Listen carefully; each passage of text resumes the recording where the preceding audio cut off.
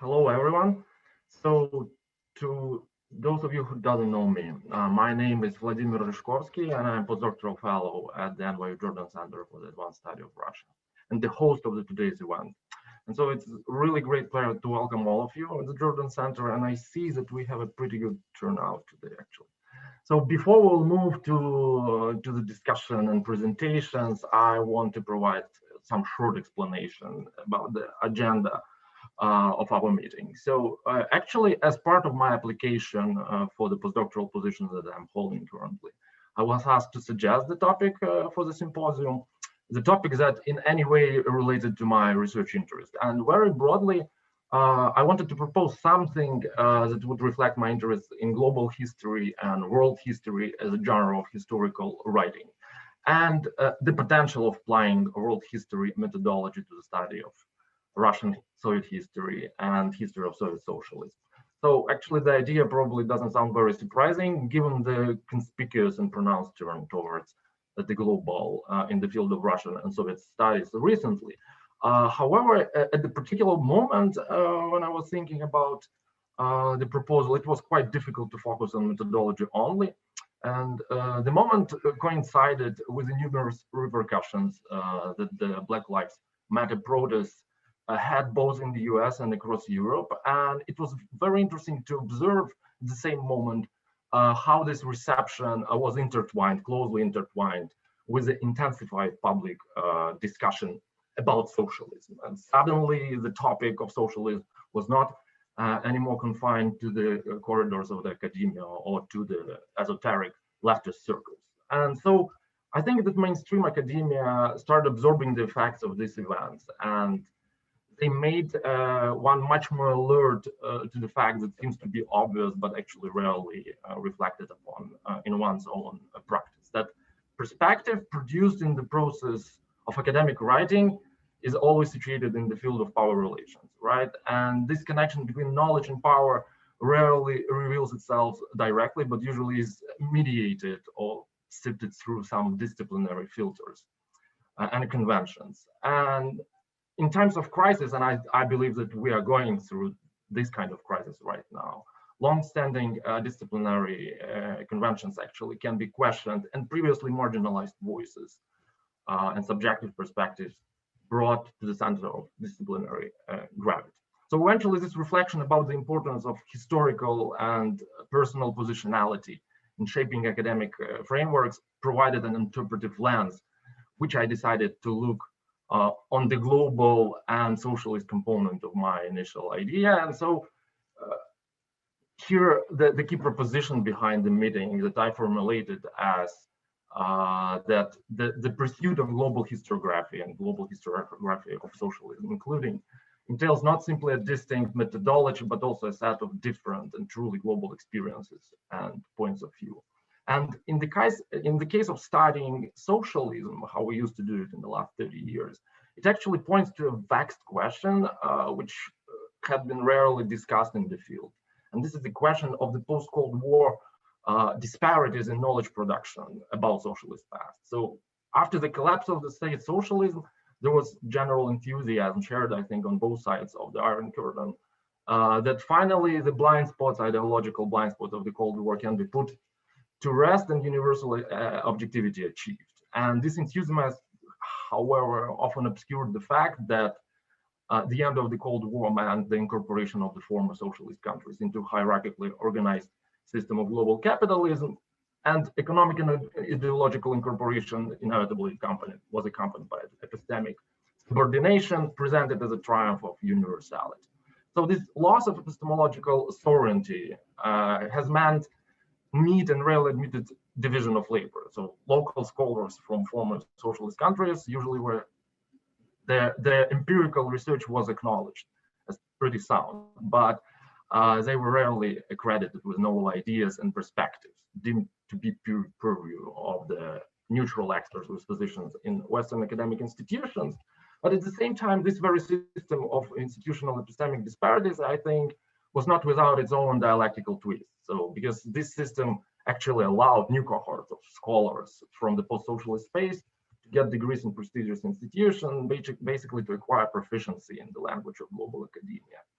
But coming of age at the moment of global crisis, I think they are much less inclined to take triumphalist narratives and claims for objectivity at face value. And actually their theoretical work finds inspiration in intellectual reflection as much as in the personal experience of tumultuous historical events, including revolutions, collapse of state socialism, wars, and economic transitions.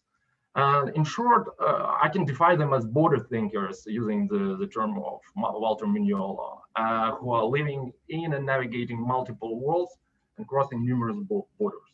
So I'm really grateful to a significant number of such border thinkers who agreed to participate in today's event. And since they are situated interest in the history of sustained interest in the history of socialism actually could be hardly disentangled from the formative experience and personal experience in the former socialist space, I ask them very broadly to think about potential uniqueness of their knowledge and perspective on socialism within their respective academic fields, and to reflect on how this uniqueness is related to their particular positioning with regard to generational, cultural, gender-based, racial, and class experiences, as well as positions in the imperial and colonial hierarchies, which actually were generated by the socialist project. So I envision this event as a kind of improvisational gig, so I don't think that we'll come up with some unified and recognizable melody, but at the present moment, it seems that actually this feeling of crisis inside a quest for solidarity is both intellectual and political, rather than divisions, and solidarity in diversity rather than some in unified ideal position. So I hope that our virtual symposium is going to be a space where this kind of solidarity and diversity is both theorized and practiced by using reflection on the socialist and post-socialist experience as a starting point. And regardless of whether we will succeed in articulating the specificity of the new epistemological situation, I think, and analytical possibilities that open for understanding historical lives of socialism. We have such an amazing roster of speakers today that I'm sure everyone is going to enjoy the event. And so now I think we can move to our first presenter, Sergei Ushakin. He is professor of anthropology and Slavic studies, Slavic languages and literatures at Princeton University. He has conducted fieldwork in the Siberian part of Russia, as well as in Belarus and Kyrgyzstan. And his research is concerned with transitional processes and situations, from the formation of newly independent national cultures after the collapse of the Soviet Union to post-traumatic identities and hybrid cultural forms. And his current project explores Eurasian post-coloniality as a means of effective reformatting of the past and as a form of retroactive victimhood. So it's a great pleasure to welcome Sergei, and I will pass the floor to him. Yeah, thank you. Yeah, good. Thank you. Thank you, Vladimir. And thank you, the Jordan Center, for initiating this discussion about global studies of socialism and a global community of scholars who study it. The discussion is clearly long overdue, and I'm glad that we are having it now. I must say, though, that ever since I agreed to participate in the symposium, I have been thinking about my own take on global socialism. I'm not quite sure that I have anything profound to say, but I will share my experience of teaching and studying socialism in the US and other places. So Vladimir asked us to be kind of up close and personal, and sort of to reveal our subjective positionality. I think he called it a subjective perspective. And I agree with him. Our positionality matters. It might not explain why we are doing what we are doing, but it certainly helps to contextualize a bit the genealogies of our approaches to the past. So I'll reveal some. I grew up in Siberia, in Barnaul, that is a capital of the Altai region, so in the 1970s and 1980s. In my experience of this version of really existing socialism, I suppose, was rather different from what I call metropolitan socialism, or stolichny socialism of Moscow and Leningrad, which tends to dominate the studies of Soviet socialism. The city where I grew up was not a closed city, but clearly it was on the periphery of major social trends and events. For instance, I never met a dissident. not until the perestroika started at least. I had no access to samizdat, again, not until the glasnost began. But as a student of history, I was in the history department back then. I studied the New Left movement in the United States in the 1960s, and I was allowed to work in the Spetshrans, special collection kind of divisions for my diploma project, first in Tomsk and later in Moscow. So I still remember how I was sitting in the foreign literature library in Moscow. I think it was 1987. I was reading a book called Soviet Marxism by Herbert Marcuse. In the book, Marcuse develops a rather simple but quite striking back then argument. Soviet socialism, he tells us, might be thoroughly Soviet, but it is not exactly socialist or not quite socialist. Mostly because the Soviets were not free in choosing the paths and strategies of their own development. Instead of investing in the sphere of, say, consumption or education, they had to spend a lot of money on defense in order to respond to real or imaginary threats from the West. Without the world revolution, the Soviet socialism, Marcuse tells us in the book, was not socialist enough. So somehow this purely logical argument, sort of quite trivial by today's standards, did more for me than my personal daily experience of various shortages. A big store, Gastronome, close to my apartment block, had a section called meat, but it never sold any meat there. Yet this didn't really bother me, but Marcuse's argument did. What was also interesting about this experience was the fact that it was hard to discuss this taxonomic puzzle. If this was not socialism, then what was it, with anybody? I didn't think I could bring it up with my advisor or at a seminar. So this disturbing sense of not quite socialist socialism, which I picked up from a book by Western Marxists, stayed with me for the rest of my career. I even teach this book actually in my course on Soviet life periodically. Much later, I came across Homi Bhabha's famous description of the colonial mimicry. He called it or described it as it's almost the same, but not quite. And I felt a strong family resemblance with the not quite socialist socialism of Marcuse. So socialism and post-coloniality became linked for me sort of quite substantially. So as you could tell, this, I guess, epistemological doubt instilled in me by Marcuse did not push me away from socialism or socialist theories. And I think this is where, again, my situatedness, my positionality mattered. Growing up on the periphery of a highly centralized Soviet Union meant a certain habitual distancing from institutions of power. It also meant a rather limited exposure to alternative sources of culture and information. There were very few foreigners in my city. It's one example. My father held a short wave radio, but for some reason, the only station I could remember listening to was the radio of Peking. So I think all these factors generated a very particular predisposition. The anti-communist attitude that I encountered when I moved first to Leningrad to do my kandidatskaya and then to the US to do my PhD. So this anti-communist attitude was not as obvious to me. The insistence on the fundamental duplicity and cynicism of the late Soviet subject did not go well with my own memories and my own knowledge of the Soviet period. More generally, I could not quite see why the ideological critique of socialism should have the status of the hegemonic interpretive framework. It felt and it still feels like a highly reductionist move. But crucially, again, it didn't quite rhyme well with the actual experience that I had. So I had to learn how to bypass this interpretive dead end in my own work. What worked for me was the studies of modernity and modernism. In the late 1990s, when I did my PhD at Columbia, alternative modernities were all the rage. And I think I'm still quite attached to this general idea. And I saw Michael David Hawkes in the audience, so he has been doing some important work in this direction as well. So the course I'm teaching this term at Princeton is called communist modernity. And what this concept or approach allows me to do is to completely avoid, bypass the Cold War constitutive binary with the clash of civilizations as its main analytical basis. The framework of modernity lets me perform a parallel study of similar processes, showing resemblances, similarities, and dialogues between the first and the second worlds. For instance, last week, I did a seminar on montage as the main artistic device deployed in the early Soviet Union in various areas of professional and vernacular artistic production.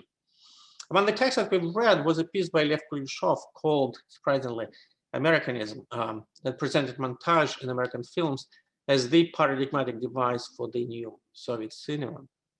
Another piece we read was Sergei Eisenstein's article in which he develops his theory of montage using examples from the Japanese theater. So as a result of this multi-sided approach, the linear genealogy of the quintessentially Soviet montage becomes muddled, confused, and devoid of its strictly Soviet and socialist dimension. Instead, it emerges as a global phenomenon with multiple sites of origin and various local inflections. It is not that the socialist dimension of the Soviet montage becomes irrelevant. Rather, it functions as a context that shapes the phenomenon, but doesn't determine entirely its content or structure. To give you one more example, I'm involved now in a big project on early Soviet books for children. And for decades, we have been told that Soviet literature of socialist realism is a literature of cliches, templates, and repetitions. Same plots, same formulas, same slogans. And children's literature seems to be a perfect example for this conclusion. Yet when you read about children's literature more globally, you realize very quickly that repetition is a necessary condition of this type of literature in particular, and the genre of the mass literature in general. By repeating plots and stories, the Soviets, just like their Western colleagues, articulated, disseminated, and memorized the core aspects of their social life. The underlying structure was very similar, which of course doesn't mean that the message was the same. I just finished a cluster of articles for the Russian Review on early Soviet transmedial books. The cluster is about publications that actively invited their readers to transform, literally, a book into a puppet theater or a poster exhibition or a film on paper. Acquiring literacy and entertaining children were the main goals of these books, but we could not miss their main socialist message.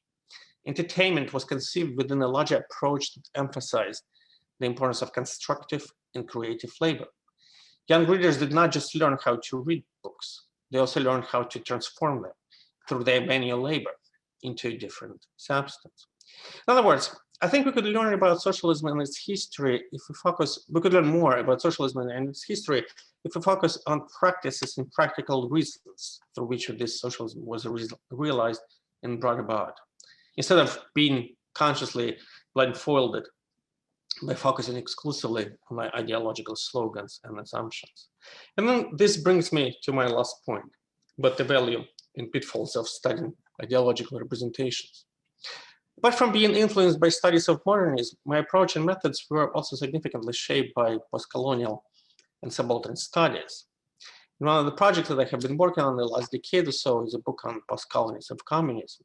But I mentioned only one thing that I find quite important for our discussion today. In his Orientalism, Edward Said tells us that the inclination to approach the East through the optics of lack, deficiency, and shortages is, of course, motivated by the desire to situate the world of plenty, fulsomeness, and abundance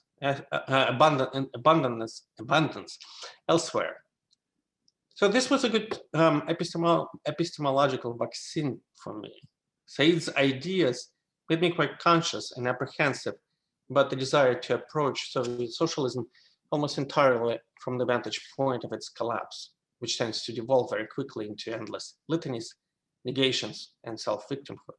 So in my research, I'm trying to avoid this teleology of failure, which still is rather dominant in the studies of Soviet socialism. Instead, I'm trying to practice what could be called an archaeology of discarded futures, trying to excavate and recover socialist projects that have been abandoned, canceled, erased, or repressed too prematurely. So children's books is one of them, so is the studies of Soviet periodicals, almost totally untapped area. An attempt to revive the intellectual legacy of Russian formalism and constructivism is another. The production of a vibrant world of late Soviet material things is one more. So to conclude, I think Vladimir is absolutely right. We are now in a situation where the perennial debates between totalitarianists and revisionists that have been structured the studies of Soviet socialism. So these debates have ostensibly exhausted themselves. Ethnographically and epistemologically, these debates generated very little use value that could be recuperated now. It's time to move on. And I thank Vladimir for making this effort. Thank you. Okay, thank you, Sergey. That was really amazing presentation. And if anyone to ask the question among the participants, something quick. Yeah, hi, Sergey, and everyone else. Thank you for this wonderful presentation. I will remember this contrast between the empty meat department and the effect of the Marcuse's book. It's really powerful. I know Vladimir said quick question, but I was really curious on how you quickly defined communist modernity, and if sort of, and maybe modernity in general, and if sort of what there is just a set of different or alternate modernities. You know, is there anything beyond modernity? Is there a space outside it? That would be my quick question. Thank you. Yeah, thank you. It's not a quick question, clearly, right? So it would require a few books, if not more. I think the crucial point for me would be in defining modernity would be sort of a very clear relation to your tradition. So tradition is not predictive anymore. Tradition is not helpful for determining or organizing the life that you have. And once we get out of this, nicely divided, ideologically divided worlds into the first, second, and third, so you see that sort of the processes that these societies are dealing with, were quite similar. Say, like sort of global mass literacy was kind of attacked, approached, and dealt with throughout all the societies, but of course they dealt with this particular phenomenon quite differently. So, and for me, it's this similarity and difference that becomes important in analyzing, right? So kind of local flexions of a global, a bigger phenomena. What's beyond modernity? Yeah, of course, like, and there is post-modernity and like neoliberalism, all kinds of other sort of nice and not so nice things. So, but that takes us away from socialism and studies of communism, really, sort of as historically experienced. So I think it would be a slightly different discussion, but it's a good one to think about. Yeah, thank you. Now we have to move on to our second presenter, and it's Artemy Magun, who is the director of the Stasis Center for Practical Philosophy at the European University in St. Petersburg. And he received PhD degrees from the University of Michigan and the University of Strasbourg. And based on his dissertations at these institutions, Professor Magun wrote his book, Negative Revolution, on the construction of the political subject, which was published in Russian, French, and English in 2013. And now I will pass the floor to Artemy Magun, so you can unmute yourself, and we all look forward to hear what you're going to say. Yeah, thank you. Right. Thanks for the introduction. Well, actually, I wrote many books, not just Negative Revolution, but thank you. I was kind of obedient to what Vladimir asked us to do. So I reflected. I used this opportunity, this occasion, to actually look back at my intellectual trajectory, which was very nice, as any narcissistic experience, but of course also bitter, in the sense that you have some kind of Brechtian self-objectivation moments when doing this, and I will share this with you. Don't take my self-criticism too literally. It's important here not to fall into complete self-objectivization and turn the self-analysis into a self-denunciation in the spirit in which, for example, Bourdieu talks of Heidegger. And also, of course, one cannot pretend that one had chosen one's conditions of socialization consciously. Far from this. But between those two dangers, I will focus rather on the ironies of my trajectory, and therefore on the historical ironies that that provided its background. And in doing this, I will divide my intellectual biography into 4 phases. I mean, I'm not that old, but so sorry for doing that. But I saw 4 distinct intellectual phases. So phase 1, my socialization happened during the perestroika years of the Soviet Union, like Sergei's. This was the time when I naturally got interested in social theory and philosophy, because this is what everyone spoke about in the media. And of course, the the main topic was socialism and communism, its destiny. And as you know, it started with the project to revolutionize and transform communism and socialism in some positive, more peaceful direction. And then quickly enough, perestroika turned to the self-hatred of socialism and to the neoliberal agenda. So in the 90s, in the beginning of the 90s, I was bitterly disappointed by the pessimistic and disengaging mood of the society and of most of my peers, of these litanies that Sergei mentioned. Intellectually, for me, this corresponded to my readings of Nietzsche, who was by then probably the most popular philosopher in the former Soviet Union. And so I was also influenced by him, and particularly by his critique of negativism. Hence also my admiration for the philosophy of one of my teachers, Vladimir Vibikhin, a Russian philosopher of the 90s. His was a very bright statement of liberal conservatism, which of course I didn't recognize as such back then.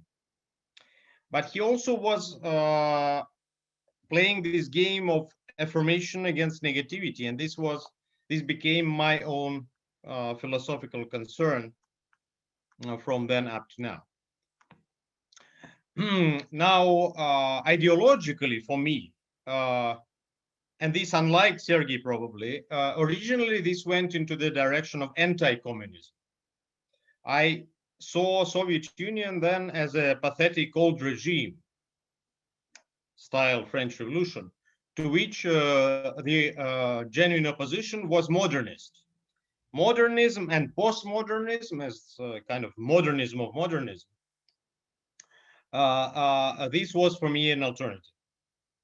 So in artistic matters, of course, I preferred avant-garde and modernism, even though I was appalled then and now by the pessimistic and decadent trends in avant-garde. So by authors like Beckett, Eliot, etc. So the high modernism was a little worrisome, let's say, for me. So, and probably the mood of postmodernism was closer. Even though here, on the other hand, I mistrusted the lack of seriousness, which was unhelpful for resolving political and ethical questions of the time. So this anti-communism was kind of natural. I also shared it with my family, with my parents. However, already in Russia in the mid-90s, I started figuring out that, for example, in psychology, which I studied then, Soviet psychology was actually superior to the American psychology we studied. Actually, in the university, they studied both, but it was clear who was more intelligent. So this created some doubts as to the neoliberal turn.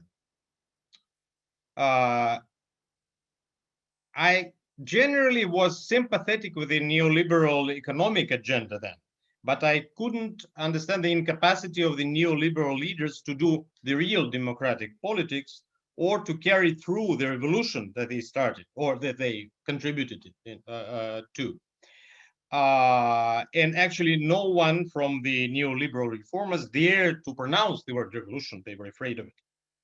And this, again, already at that early stage, was very suspicious.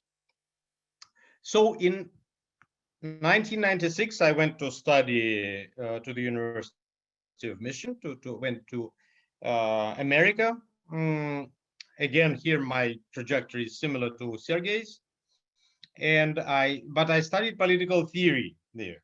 Okay, because I was interested in social thought, generally philosophy, but I knew that US philosophy lay rather to the positivist side. So they explained to me that actually you could do continental stuff rather in political theory, and that was correct.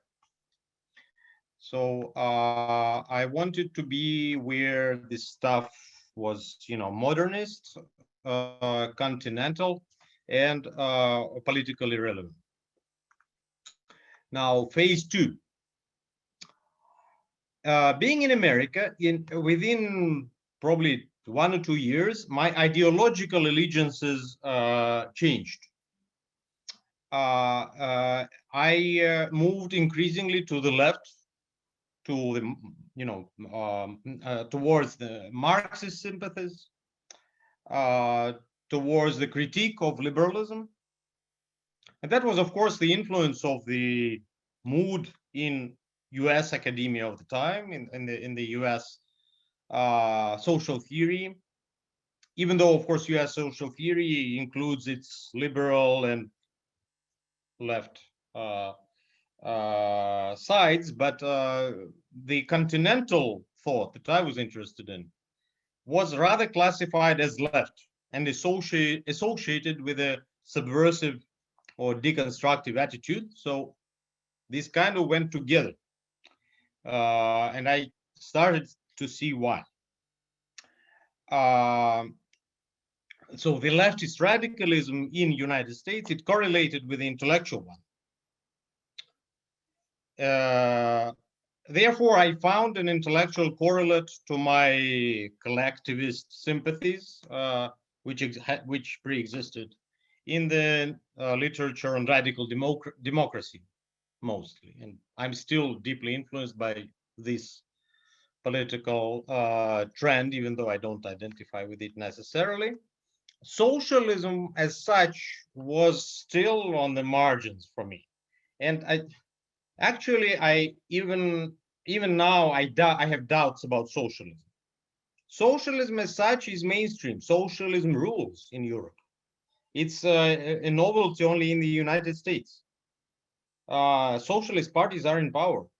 What's the problem? And socialism has this, problematic tendency of bureaucratization. If speaking of our leftist past, I would rather stick to communism, here following Alain Badiou. So at that time of my biography, I started to reconsider my interpretation of the Soviet period, seeing it rather as an interrupted revolution of a sort. So there was a healthy trend, I thought then, towards inclusive participation, revolutionizing, social experimentation, but it was quickly undercut by the bureaucracy. This perspective was only possible for me because I was outside of Russia. Therefore, it created problems for me in communicating with my Russian friends. So I started to feel like an outsider. Maybe that was deliberate, because from outside you see more. Also at that time, I encountered Slavoj Žižek's philosophy, and I felt a lot of sympathy with his, attempt to make things serious again, to draw attention to the actual leftist message in the historical terms, not in terms of deconstructing literature. Even though Žižek talks a lot about film, and I never understood why. But again, the idea of the real conflict behind all these aesthetic, all the aesthetic negativity was very appealing to me. And I still kind of, even now, in many ways, I'm a follower of Zizek, of his mix of Lacanianism and radical democracy. So at that time, I wrote my book that Vladimir kindly mentioned, The Negative Revolution, which presented the events of 90s in Russia as a revolutionary event, but due style. A revolution in spite of itself, a revolution that its actors refused to recognize. Unfortunately, this was a revolution that went wrong because of its anti-revolutionary and generally pessimistic attitudes. But in this thesis, the Soviet Union was still seen as a kind of an old regime that fell under the blows of democratic emancipation, even though the emancipation had awakened Soviet Union's hidden institutions such as Soviets. So there had been revolutionary institutions, but they were not used, and Gorbachev revived them. At that time, returning to my trajectory, I was dissatisfied relatively with the intellectual situation in Michigan. The place of theory and philosophy was, after all, limited there. And I didn't find a good response to what I was writing. So I actually moved to France to write another dissertation. And there I studied under Jean-Luc Nancy and Philippe Lacoulabert, where I finally could study theory as such, or philosophy as such, and you could use Western metaphysics without worrying about it being old-fashioned, conservative, as it often appears in the United States. And here, interestingly, I felt the incommensurability of perspectives, because from the point of view of the radical social science in the United States, this French philosophy would probably have been identified as conservative, and still is. And it was only a result of coincidental misrecognition that people like Derrida or Deleuze were recognized as radical or deconstructive back then. They were radical and deconstructive within the French context, but the very French context was extremely conservative against the background of progressivist mood and attitude in America. So technically, of course, these French thinkers were very much on the left, but in a totally different sense. Still, little changed in my own ideological allegiances back then. So now we move to phase 3, and the end is close, don't worry. Again, I'm not that old. In 2002, I returned to Russia and started to teach there. And in Russia, I was and am a progressivist westernizer who introduces globalist modernist agenda and globalist and modernist institutional organization. But I was also heterodox in carrying the message of the Western left, generally then in opposition to the Soviet Marxism. With a number of artists and writers, we formed a group which was called and is called Что делать, what is to be done, with the task both to carry through this unpopular leftist message and the culture of protest. In the framework of this group and under the influence of my comrades, I started to take more seriously the heritage of USSR. And it's then that I wrote my article, Negativity in Communism, which kind of reevaluates the culture of late Soviet Union as providing its paradoxical freedom, in many ways superior to the public freedom, or at least an alternative to the public freedom that the West enjoyed. In the meantime, the authoritarian transformation of Putin's regime helped me to dissociate myself completely from the Russian neoliberals, who, in my view, had prepared this transformation already in the 90s. In 2010, I published an article, Perestroika as a Conservative Revolution, which for me manifested a turn, not a U-turn, but a turn from the Negative Revolution book, which had appeared in 2008. The anti-communist perestroika now appeared to me as an ideological turn, which, by contrast to communism, relied on conservatism, no less than on liberalism. It was clear it was a liberal term, but it was also a conservative.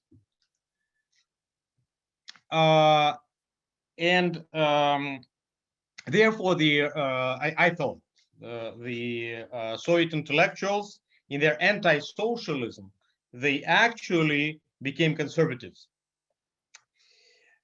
However, this doesn't mean that they were necessarily wrong always. And also, well, finishing this phase probably and starting the next phase, in the 2010s, I wrote a long book on aesthetics called The Temptation of Non-Being, which appeared last year. And there I reconsidered my relationship to artistic modernism, which I had mentioned in the beginning.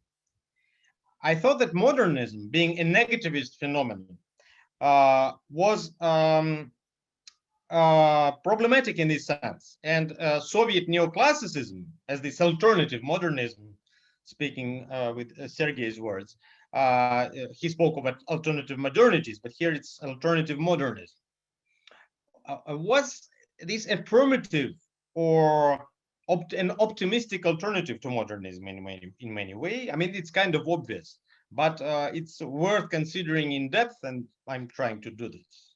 So the negative dialectic of Adorno, which I had very much appreciated and used before, now started in writing this book, basically started being problematic for me. And in the further in the 2010s, which were of course a crisis decade, which included a cultural stagnation and a wave of mass hysteria throughout the world, both in the West and in the East. I started reconsidering, yes, the role of socialism and the role of liberalism. I now think that radical democracy would probably not be sufficient to lead us out of this crisis. The forces against it are too strong. They have to do with international politics. And it also appears to me that the US academia, based on this liberal leftism, failing to achieve the political results and gradually freeing itself from the continental influence, now is destroying the theoretical and political canon of the past, right? The very reason why I went to Europe to study at some point. Thus playing into the hands of positivism. So here again, it was a reason to re-evaluate the Soviet socialism. Instead of thinking about it as an old regime, I rather turned to it as an intellectual source and rediscovered Soviet thinkers such as Platonov, Lifshitz, Porshnev, Losev, Bibikhin, whom I already mentioned. Some strange mixture of leftism with conservatism and even with political theology was apparent in these writings. And I think that in the current crisis, this provides an important alternative to the overheated society or to the overheated global society. So you see that you know, I've lived through some shifts in values rather than in the actual intellectual focus. I was always interested in the same phenomena, but their sign, their the appreciation of them changes for me, has been changing. My most recent work is actually on dialectics, on the dialectic methodology.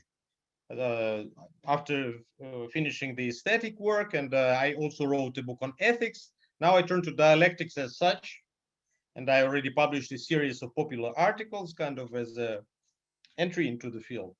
And my central example there is the dialectic of socialism and capitalism in the 20th century.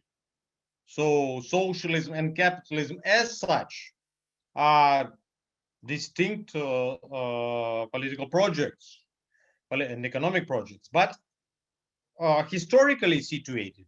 You see that Soviet socialism and Western capitalism have been switching features. There is an exchange of features. There is an intertwining and entanglement between the socialism and capitalism historically, which can be presented as their dialectical relationship. Russia, once socialism, now presents an example of the most radical neoliberal economic policy. And United States, of course, increasingly moves to socialism, which vividly reminds of the Soviet example in its best, but maybe more in its worst side, worst sides. So it again is a threatening development for me. This is a dialectic, and this dialectic is also autobiographical. I see that technology decided to intervene because Artem, thank you for this very engaged presentation. Our next speaker is Zinaida Vasilyeva, who is postdoc at the Munich Center for Technology in Society of the Technical University of Munich. And after studying at the European University in St. Petersburg, she completed her doctoral thesis entitled From Skill to Self, Recycling Soviet DIY in Post-Soviet Russia at the Institute for Social Anthropology at the University of Neuchâtel. And from 2005 to the present, she focused and published on a variety of issues, including the social histories and ethnographies of academic and technical communities, everyday technologies, infrastructures of knowledge, and popular and professional narratives that mediate scientific and engineering knowledge. So great pleasure to welcome Zinaida to our virtual meeting, and I will pass the floor to you now.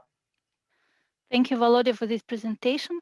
Let me share the screen first, because as I don't have so many books to list in my presentation, I have to show pictures that I have from my field.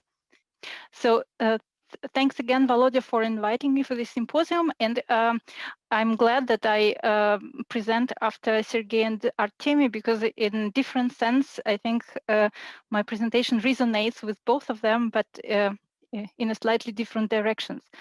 So I also decided to stay closer to what Volodya asked us, and so in the email, and so basically it was a request to reflect on our personal experiences that shaped our intellectual way, and so I decided to talk about my relation to the field, which is in the heart of my dissertation, and it took me quite a long time to understand, let's say, what was the epistemic problem of this relation, and why probably I couldn't write it earlier.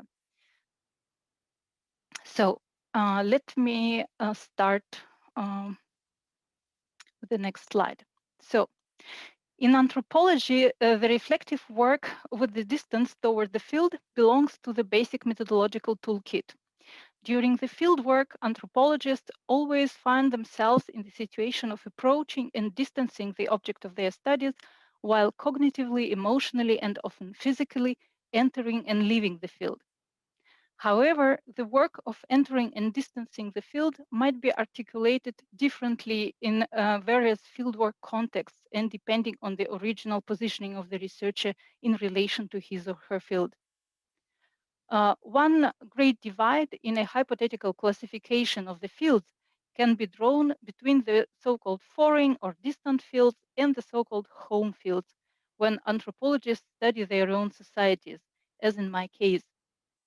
It is, however, obvious that the contemporary complex societies, both in the contemporary complex societies, both the eventual foreignness and homeness of the fieldwork context is not limited to geography in a literal sense, but rather include multiple belongings to various social, national, linguistic, religious, and political worlds.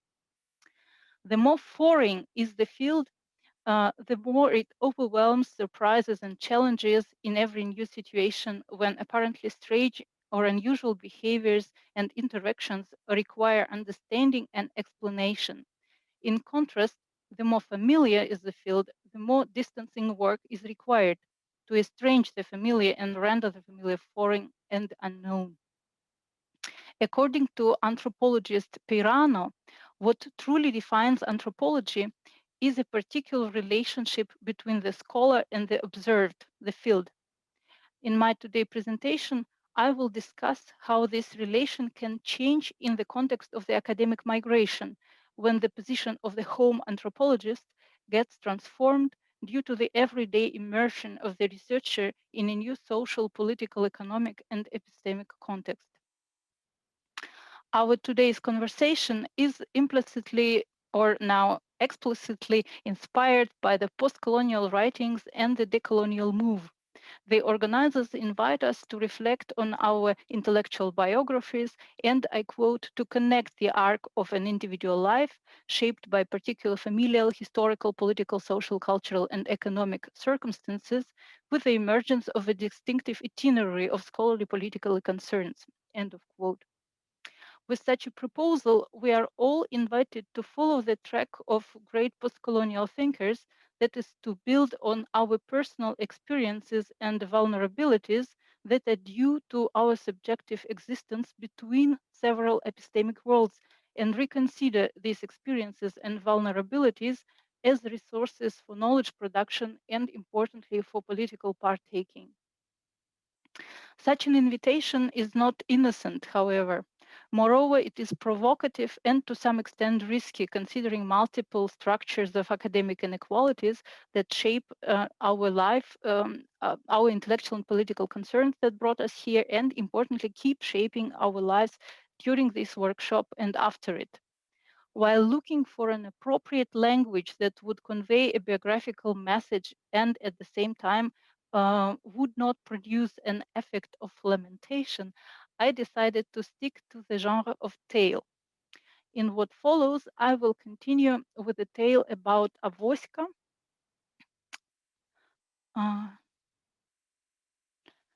Um, uh, so it's a Russian word to describe a string bag that resembles a basketball net, as the Russopedia defines it. And then I will use the metaphor of Avoська to discuss some of the transformations that occurred to my relation with my home field as a result of academic migration. It is important to remember that such an intellectual biography is also dynamic, so neither my field nor my political and epistemological self remain stable during this time. So it's just a small remark. So, a tale about Avoська. Once upon a time, there was an Avoськa, and people carried it in their pockets and bags.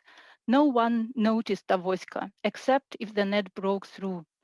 Either they carried it empty, rolled into a ball, or they carried something in it, milk, bread, eggs, everything that one managed to buy that day.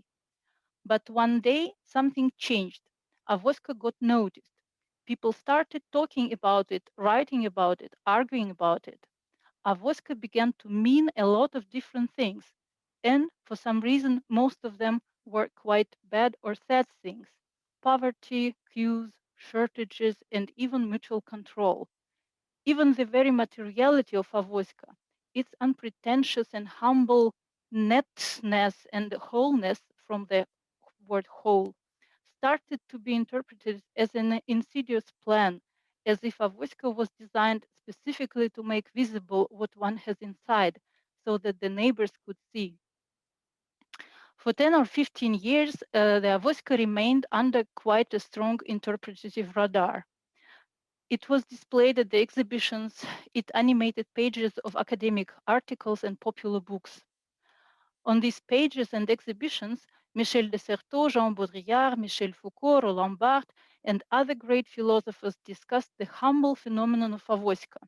Never before has avoska known so much of attention.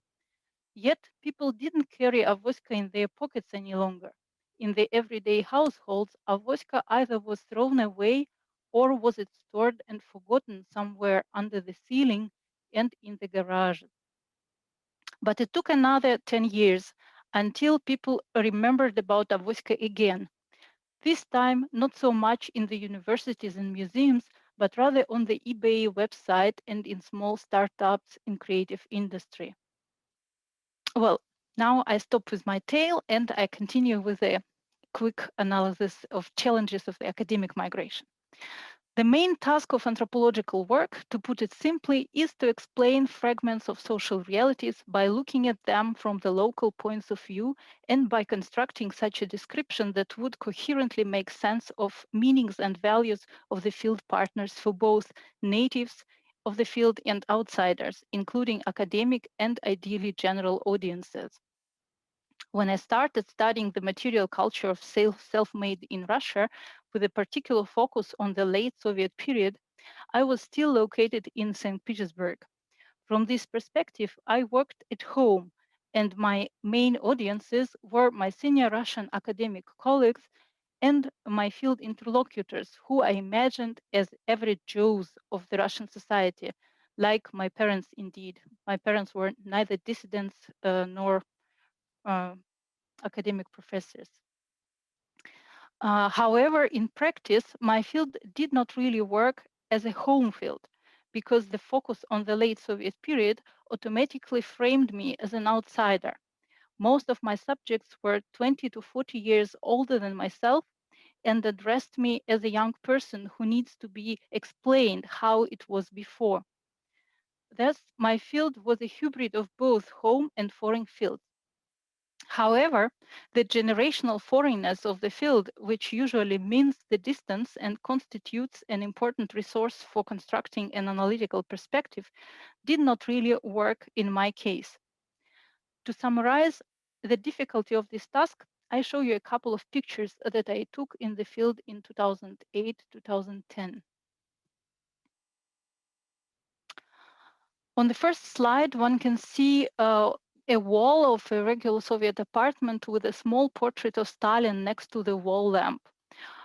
For this subject, born in the middle of the 1930s, an autodidact mechanic and photojournalist of a popular magazine, Stalin epistomized the rapid and successful industrialization of the Soviet Union that gave people like himself an opportunity to get social lifts and build their lives regardless their modest social origins. On the second slide, you can see an interior of the office where another subject keeps having a Soviet time flag next to his office desk. In this case, the flag points to the better days of the organization where my interlocutor works. More exactly, the organization received this flag after winning a competition of innovators.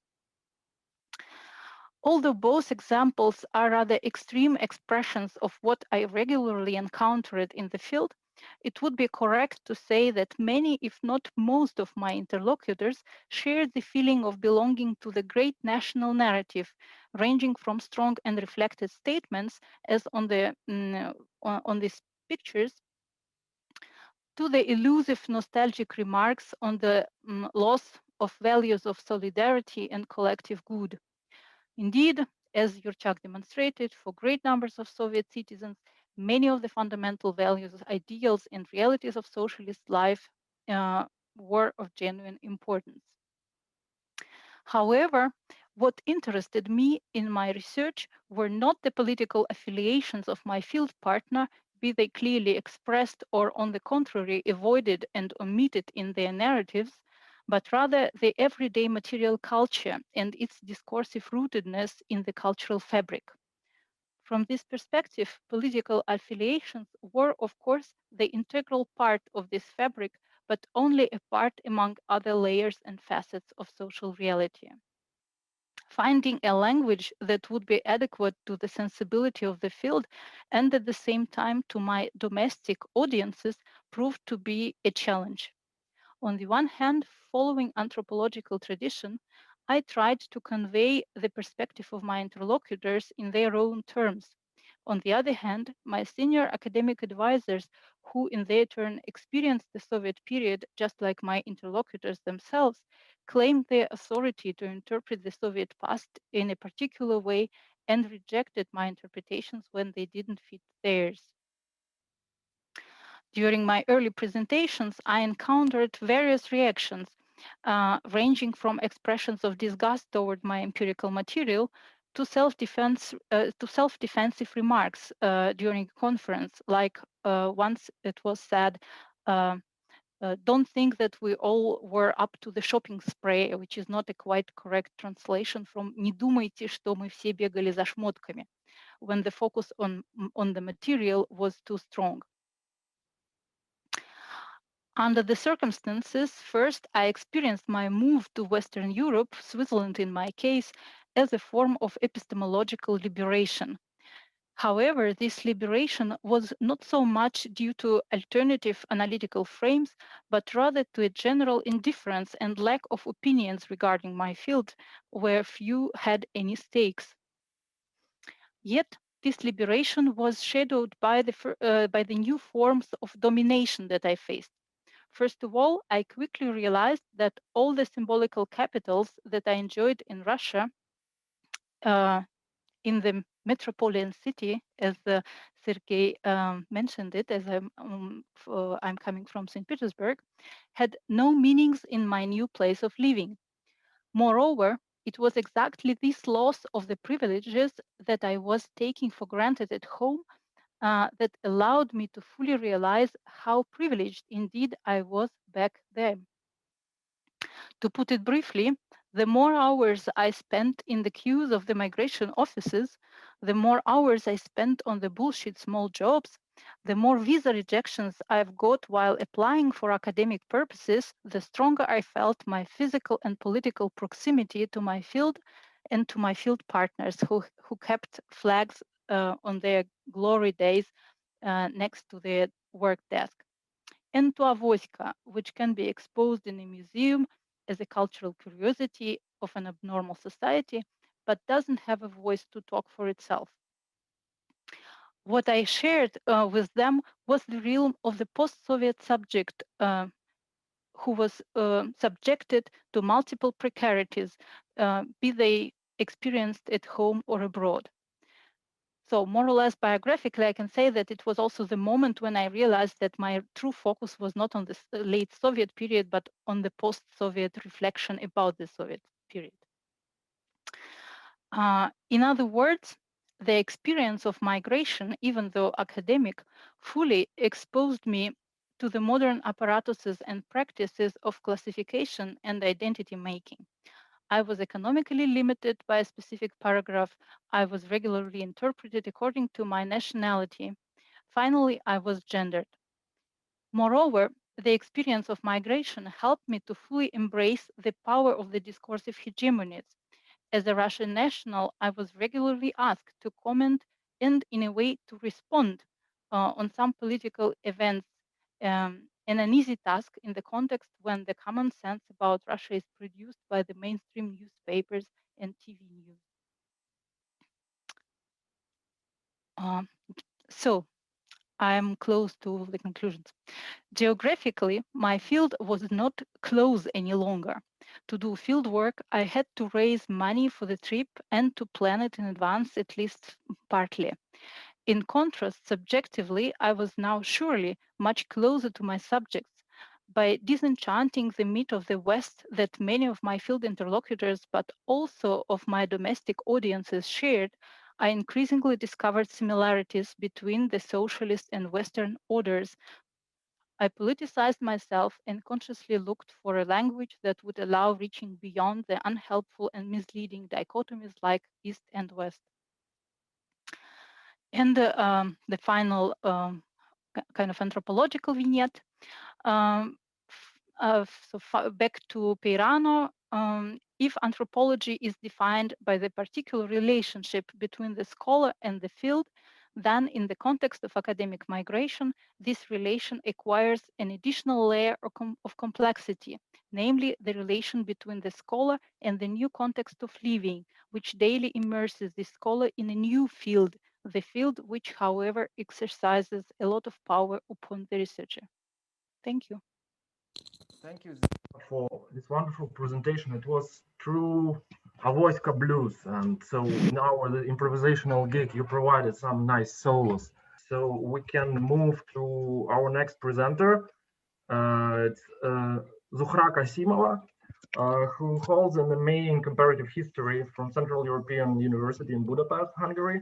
And currently, she is a PhD candidate in the history department at the University of Illinois at Chicago and a visiting researcher at the Jordan Center. And the tentative title of her dissertation is Uzbek, Karakalpak, and Soviet Multinational in Form, Hybrid in Content, 1941-1981.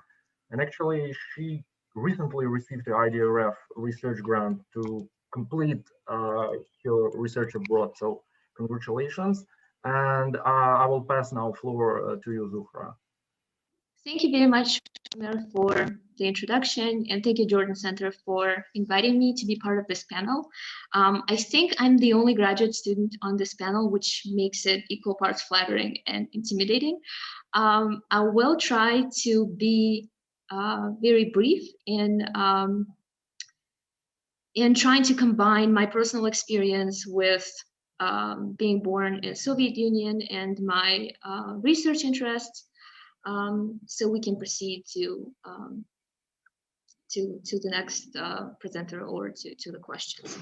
So I will start by briefly charting my childhood experience as being born in the Soviet Union. I was born in Tashkent, then a capital of Uzbek Soviet Socialist Republic, in the very last years of the Soviet Union's existence. Tashkent back then was quite a cosmopolitan place with people speaking various languages, which is a legacy of World War II evacuation to Central Asia, as well as various deportations, ethnic deportations that happened from 1930s to 1940s. So growing up in Soviet/post-Soviet Tashkent made me learn speaking Greek from children of Greek communists who arrived in Soviet Union in 1960s. Also, I learned doing all sorts of very Soviet things like playing chess in school and going to chess tournaments, something which my classmates in the United States always found surprising, that a girl from Central Asia could play chess and could play it well. My early childhood memories are of standing in lines for hours for basic commodities. I think everybody who grew up in late 80s or early 90s could relate to that. Anywhere else in the Soviet Union, that's one of the examples of very universal Soviet experience in any of the 15 national republics, I think. And beyond, and probably in the Eastern Europe as well. Also, my memories were of my parents who were rarely home because they always had to try to find some side jobs because of the changing economic situation of early 1990s. And the realities of the collapse of the Soviet Union, when the life savings of the entire families had been decimated, when the Soviet ruble was no more. And that brought me to reading books a lot because parents were not around all that much. So I would read, of course, Soviet books because we didn't have post-Soviet books published yet in national republics. So I would read in Russian, I would read Soviet books, and I argue that I was probably a perfect Soviet kid in terms of propaganda indoctrination because I took pretty much everything I was reading at the face value. And as a first generation of post-Soviet kids, I was raised and educated by Soviet people, was reading Soviet books, and by using Soviet curriculum, because it took newly independent Uzbek state about 3 years to issue their own currency, 10 years to publish new history books where Soviets were portrayed as evil colonizers who brought the Aral Sea catastrophe about, and robbed us of our national culture. So even as a kid, I was somewhat dissatisfied with this, black and white picture. So I started asking questions about my family history. I'll try to share just one picture with you. Okay, great. Thank you. So this picture is of my great-grandfather with his children and his other family members, taken sometime in the early 1930s. Part of the family was dekulakized, sent off to Siberia. Male population who were dekulakized were sent to fight in the World War II in Штрафной battalion. So some of them survived, some didn't. That's a sad part of the story. And again, I think a lot of people can relate to the stories, be it in Uzbekistan or elsewhere in Soviet geography. So my great-grandfather, a common seller of coal, would survive. He would not be dekulakized. All of his 8 children would get higher education, become engineers and doctors. One of his daughters would work for Doctors Without Borders in Africa, while one of his sons would be a respected doctor at the hospital for Uzbek party elites. So as you can see, everybody had very different life trajectories. All of the children of my great-grandfather, the first Soviet generation, all of them spoke fluent but accented Russian. Some of them would remain devout Muslims, others Communist Party card-carrying members. So I could see the diversity of experience and understanding of being Soviet in that context. So this, I'll probably stop sharing at this point. So in the middle here is my grandfather. And I always think about that story because part of the family actually did migrate right after the Russian Revolution. They decided to migrate to Saudi Arabia through Afghanistan because Uzbekistan has a direct border with Afghanistan. So they migrated, they decided not to be part of the Soviet people, so to say. So we did have a family connection in Arab Emirates, but of course during the Soviet time when writing letters would not be so feasible, the connection was lost. And in 1950s, I think, part of the family from Emirates tried to contact my grandfather. My grandfather would be taken to KGB and interrogated about it. So that's how the connection was lost forever. So I always kept that in mind, that there is that notion of multiple modernities in the sense that you can imagine yourself a Soviet Muslim or Soviet person from a Muslim family practicing Muslim rituals, but not really praying, or you could decide to leave and have a very different experience of being Muslim elsewhere outside of the Soviet Union. So I think I'll stop sharing for now. I just wanted to put that picture out there just to, to have this family connection. So, so this family past made my understanding of Sovietness and meaning of being Soviet a complex issue, and of Soviet Union itself an entity that could not be easily defined in the binary oppositions of colonizing or modernizing multinational state. What did it mean to be Soviet and Uzbek, Muslim and bi or trilingual in the Soviet Union? What did it mean to be Soviet in the periphery? And what did it mean to be Soviet for my grandfather, the first Soviet generation, for my parents who were born after World War II, who had very different experience of state socialism, and what did it mean to be Soviet for me when I was born in late 1980s, and how do we make sense of all these complex encounters? So in that sense, I found Homi Bhabha's notion of colonial mimicry that creates hybridity of the colonized subjects, where hybridity is a process of translation and iteration of dominant culture useful. Because I, growing up, felt that, I would speak Uzbek, I would speak Russian, I would go to Russian school, I would read Pushkin, I would read, Central Asian poets like Navoi, and, I would go to school with, Korean, Tatar, Tajik, Uzbek, Russian, what have you, kids. And it might sound strange, but in 1990s, when adults in 1990s in Soviet Union, especially in the peripheries, would always talk about how difficult it would be, rampant nationalism and all that. But as a kid in 1990s, I did not have that experience. I just, perceived it as a diversity and the diversified whole of whatever the experience was. I'll try to be brief. Vladimir is reminding me I'm keeping track of the chat. That's what teaching on Zoom made us to be aware of.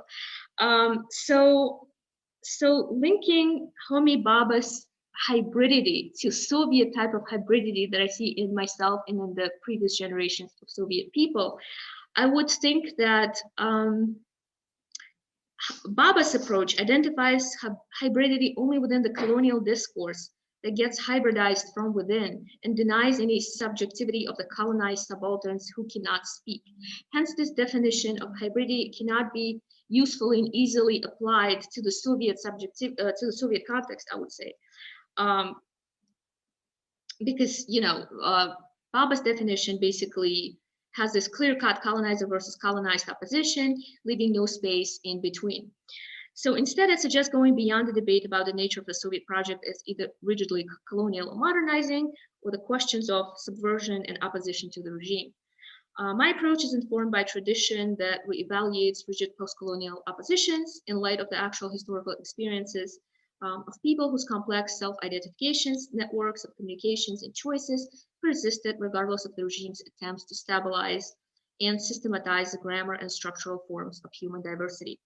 Only thus, I think, we can account for the dialectic of unification and integration on the one hand, and nationalization, regionalization, and creative misinterpretation of Soviet discourses, multiple languages, I would argue, on the other hand. So I'll just, in a couple sentences, I'll bring one example from my own research, how I look at this hybrid encounters in the Soviet context, and then I'll just pose a question, which I think is important for us. So part of my dissertation looks at forming what I call hybrid identities and reverse integration of orphans during World War II. I look at how mostly Slavic and Jewish orphans during World War II had been evacuated to Central Asia, and how those of them who lost their parents had been adopted by local Central Asian families, Uzbeks, Tajiks, and so on, and how this whole experience of evacuation had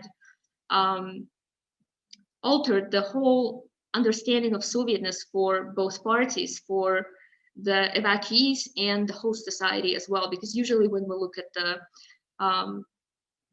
the literature on evacuation, we see these points about how Russified elites kind of help to develop backward Central Asia, but we don't really see how some of the evacuees actually did get integrated into the local society, which is deemed in the Soviet context as backward. So, so I would argue that these children who arrived to Central Asia very early on, when they're 5, 6, 7 years of age, they would learn local languages, they would get local names, and they would become this first generation of real hybrids, a generation of multilingual post-war adults with multi-layered and dynamic identifications, double names, and a unique sense of their social persona. So as a closing, by means of a conclusion, I would just pose a question.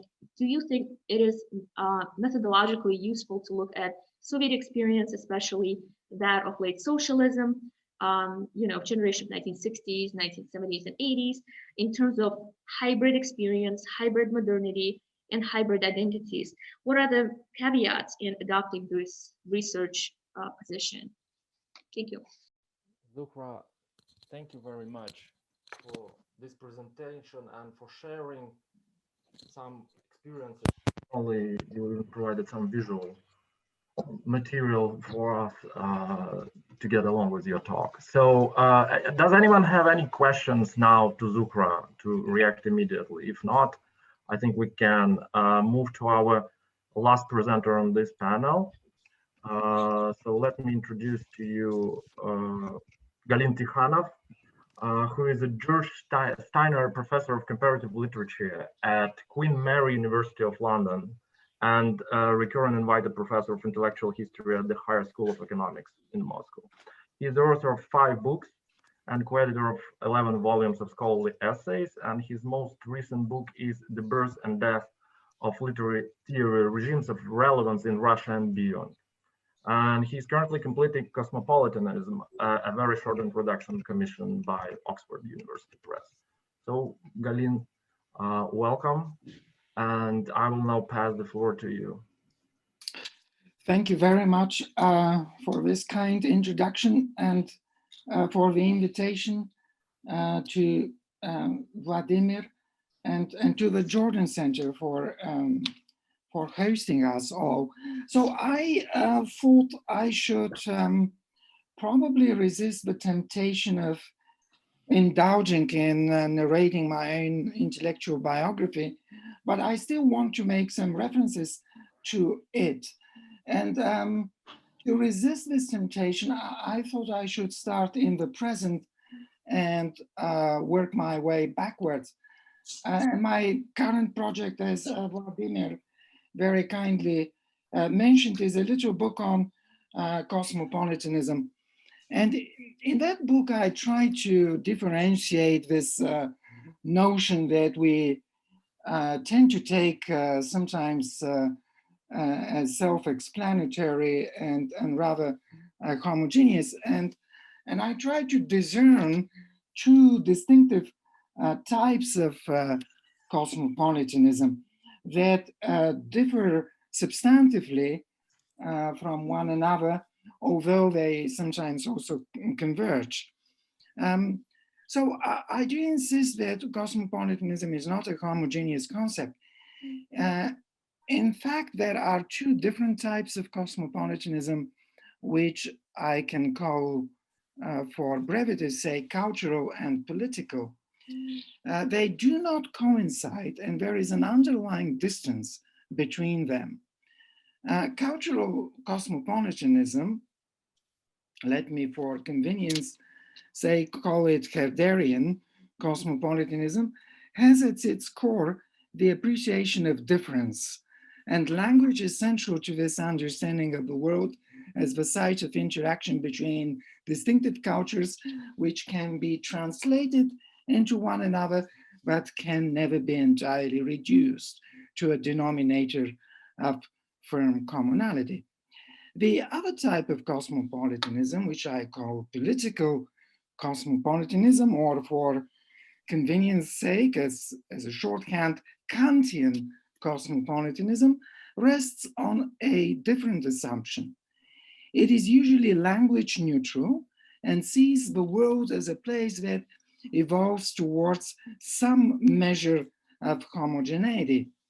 While not neglecting difference, this version of cosmopolitanism believes that commonality attained through various procedures of equivalence and reciprocity, think here of Kant's imperative of hospitality towards the foreigner by any state whose citizen he or she is not, ought to be the ultimate goal of history, the horizon that should navigate all nations' journeys through it. And this is very much what Kant proposes in Towards Eternal Peace. Let me repeat, dissimilar as they are, both of these two types of cosmopolitanism retain the notion of difference as their foundation. Kant's cosmopolitan law, unlike international law, presupposes two different agents, an individual human being and a state. And even more important, a radically different status for one of these two agents. The foreigner, unlike the locals, the cultural aspect makes an unavoidable, if only implied, appearance here, much as Kant seems to be neglecting it, does not possess the rights which citizens do. But these two types of cosmopolitanism, while both grounded in the recognition of difference, handle this difference dissimilarly. Cultural cosmopolitanism embraces, cultivates, and proactively encourages difference. Political cosmopolitanism rather works towards its negotiation and eventual accommodation under a regime of commonality. The trouble with our thinking about cosmopolitanism is that we have so far failed to recognize with due clarity the existence of these two different types of cosmopolitanism, and have therefore operated with an undifferentiated blanket notion of cosmopolitanism. Today, we must think of how these two types of cosmopolitanism intersect historically and in the current situation, but also how they diverge. The demands and values of cultural cosmopolitanism are different from those of political cosmopolitanism. And so attaining the objectives of the former does not ensure the objectives of the latter would necessarily be met. We know many examples of accomplished cultural cosmopolitans functioning well in totalitarian societies that despise, hamper, and reject the values of political cosmopolitanism, and vice versa. One can be a political cosmopolitan in the Kantian sense of extending universal respect, hospitality, and tolerance, charged as this latter concept might be, towards any human being, including those who are not citizens of the country they found themselves in, without being a cultural cosmopolitan. All of this has various important consequences for how we think about cosmopolitanism. There is, unfortunately, no reliable symmetry between cultural and political cosmopolitanism. And the political condition of exile, which has been a large part of my work over the years, fleeing a totalitarian regime and various forms of state-sponsored hatred and discrimination, including anti-Semitism, does not always beget, contrary to what we are accustomed to think, a disposition in favor of cultural cosmopolitanism. It is indeed frequently assumed that exile facilitates cultural cosmopolitanism, but we need to revisit this sweeping claim. Was Erich Auerbach a cultural cosmopolitan during his exile in Istanbul, given that he showed no interest in the Turkish language and continued to write in German and teach in French, unlike his fellow exile Leo Spitzer, who threw himself into studying Turkish and even wrote a short essay praising its vocal harmonies? Probably not. All the more so if Auerbach's work were to be measured by our own yardstick today. We need to remember that his wonderful book Mimesis was, after all, a book focused solely, willingly and deliberately so, and for good historical reasons, one might add, on the Western literary and cultural tradition. Furthermore, we can also distinguish between what I call cosmopolitanism from above and cosmopolitanism from below. This differentiation can be mapped onto the one I have just made. Political cosmopolitanism is mostly a classic manifestation of cosmopolitanism from above, while cultural cosmopolitanism is more often than not a manifestation of cosmopolitanism from below, as a particular set of attitudes and as a phenomenon also of material and everyday culture. We're facing here the central question of whether cosmopolitanism is the exclusive domain of high culture or whether it is embodied in acts of everyday life, such as fashion, shopping, tourism, etc. This is not a trivial question. It goes right to the very heart of the larger questions. How do we conceive of cosmopolitanism as a norm-setting ideal, cosmopolitanism from above, or as a particular lifestyle, cosmopolitanism from below? And flowing from this, who is a cosmopolitan? Now, I thought that this differentiation between political and cultural cosmopolitanism is very important because it sets up the scene for my biographical reflection. And deep down, this differentiation is informed by the question of the legitimacy of cosmopolitanism in a totalitarian society into which I was born.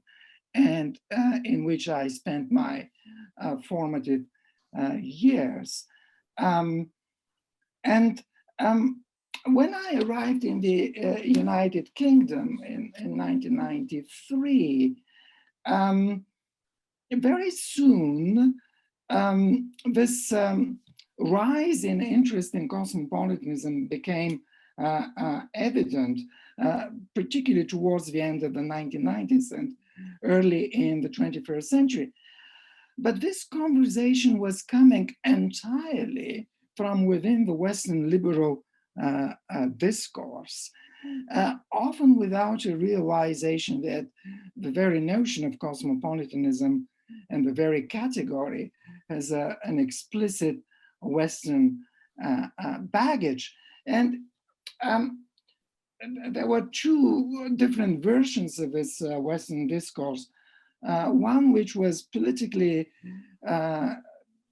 covered with the hues of a social democratic attitude, pretty much the leading figure at the time, Habermas, a very good exponent of this cosmopolitanism from above, or David Held, or Ulrich Beck. And then there was another version, more conservative. I think probably the most important exponent was and is Martin Nussbaum. And there was various ways of trying to find a rooted cosmopolitanism, as with Appiah and others. But none of these people were really interested in thinking through the plausibility of cosmopolitanism under totalitarian conditions, probably because they were coming from this very natural, for their own biographers, a liberal Western agenda and pool of values. And I suppose my own interest and my own work on cosmopolitanism with reference to the Soviet Union and Eastern Europe was trying to do exactly this, to see how these societies were the terrain on which cultural cosmopolitanism unfolds in sometimes very attractive ways. And to finish off, I have to say that chronologically, at the same time as we witnessed in the West the rise of this discourse of and interest in cosmopolitanism, right after the rise of the Iron Curtain, or very shortly afterwards, very, very indicatively, this was exactly the moment when a renewed attention to what we today call world literature would commence in the West. Again, with very little reference to Russia or the Soviet Union or Eastern Europe, and again, very much dictated initially by a liberal Western consensus, then of course enriched also by the post-colonial agenda. And here we have colleagues in the audience who have done amazing work on world literature, world cinema with reference to the Soviet Union, Michael David Fox and Rosen Jagelov and John McKay and Masha Selwaskin, probably also others. And my own work in world literature and cosmopolitanism with reference to the Soviet Union in particular is slightly different in that I'm interested actually in the global dimension, certainly, but more through the lens of methodology. In other words, how did this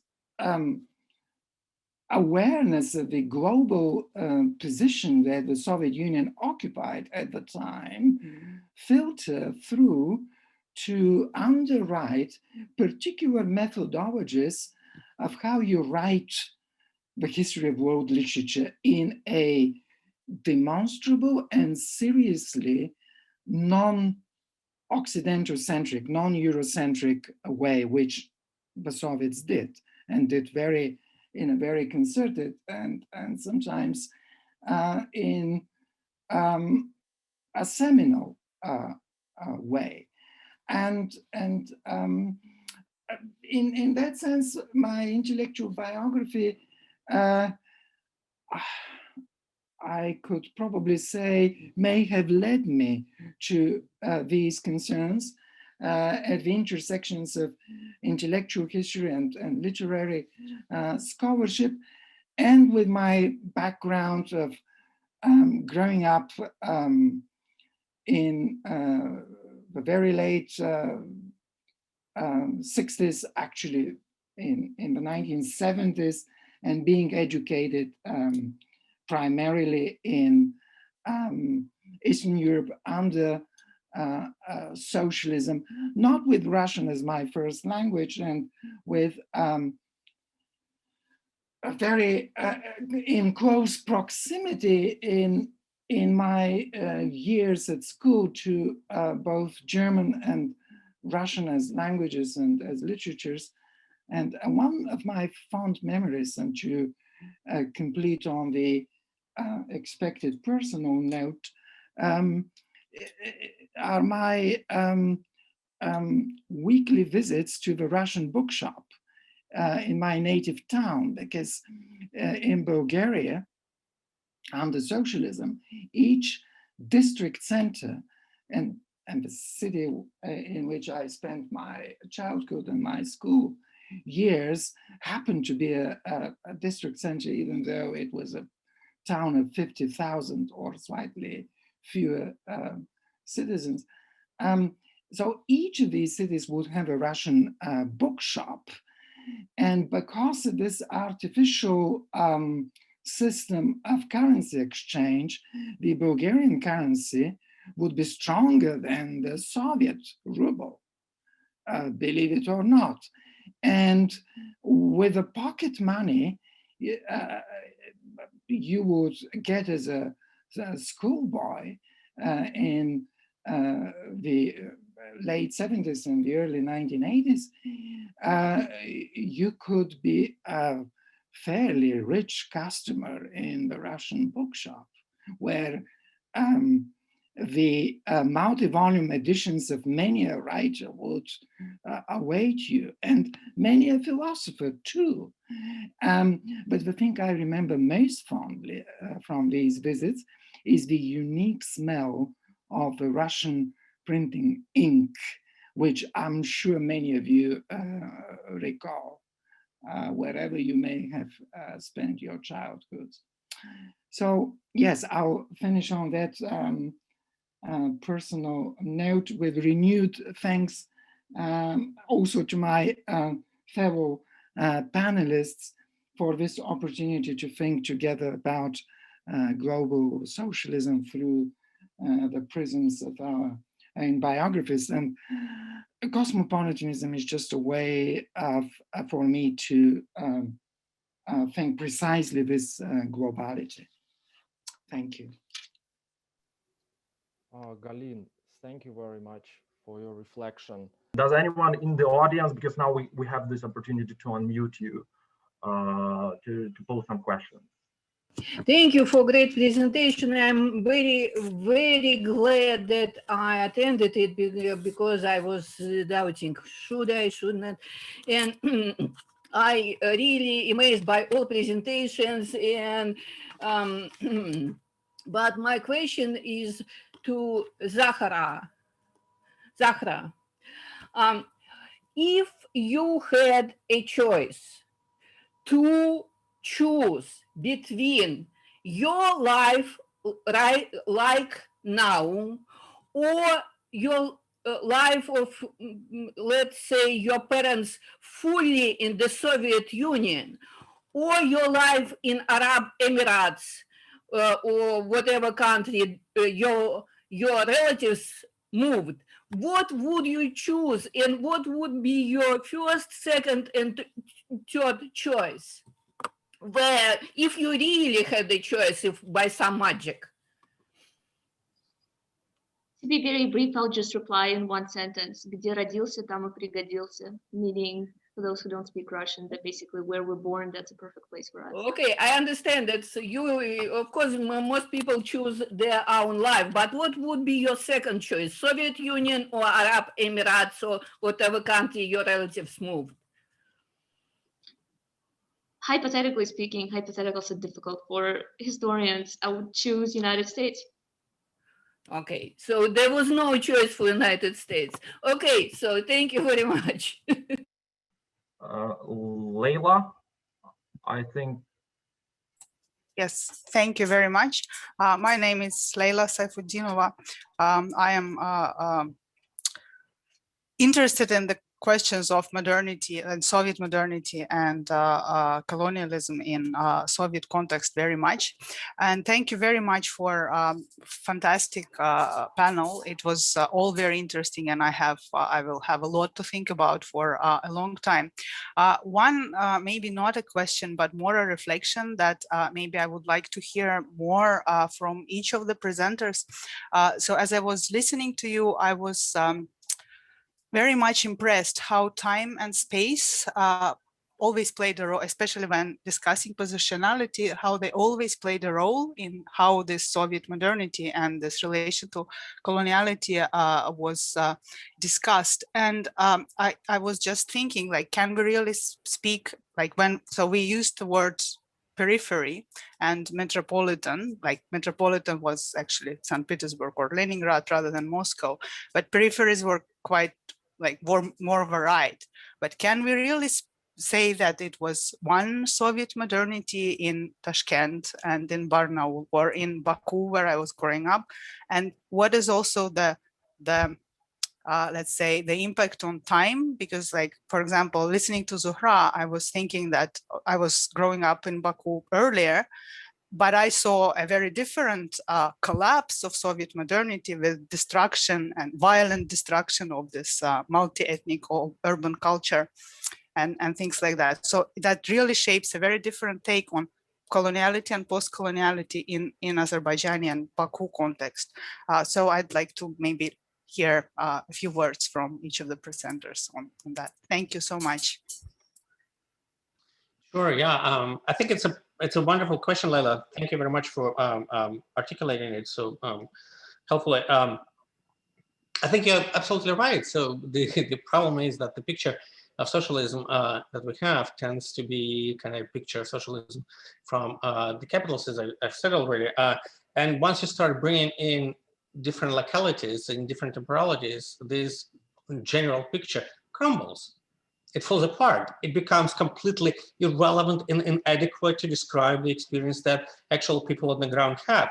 And that's sort of the both, I think, like for me, I understand the attraction of studying socialism through studying ideas and representations, but I also understand that it has very, very little to do with socialism as it was experienced. Say, take Barnaul as my example. You know, it demonstrates very clearly how differently particular events would be conceived and experienced. Say, the Second World War.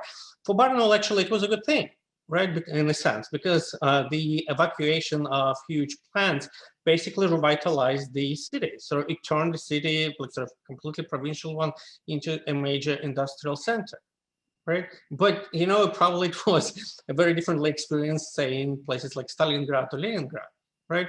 But it is, again, like a picture, a part of the same socialist history. And I think like that was my general point.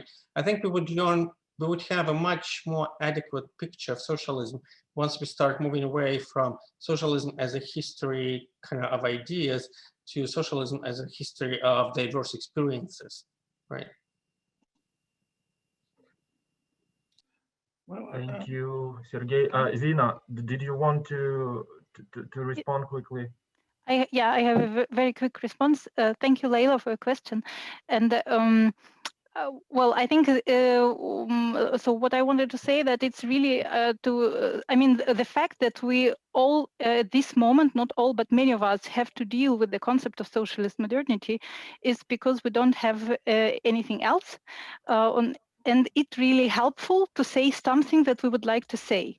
In this sense, we understand that it's also kind of the very formulation of the concept of the Soviet modernity is due to the exclusion of this part of the world from the mainstream discourse. And that's why kind of we fall into this trap of binary language, because of course this concept is a product of this binary language, but we kind of we accept this compromise, at least for the time being, with the hope that soon, when there will be enough of, let's say, literature, a new generation will be able to say something else. But at the moment, I think we don't have a language to say something else. Thank you. Thank you, Zina. Galin, you can. Yeah. Well, I think this is a very good question, and there is the anthropological perspective, or the perspective of the cultural anthropologist, which tends to work with thick descriptions and to foreground individual experiences. And I think this is very important. The question, as the previous speaker hinted, to some extent, is how to translate individual experiences in a language that is supra-individual and has a wider currency and relevance. And historically speaking, if you look at what is happening, for example, during the 1930s in the Soviet Union, you would see two worlds which culturally are probably very different: Central Asia and the Caucasus, no doubt, very different.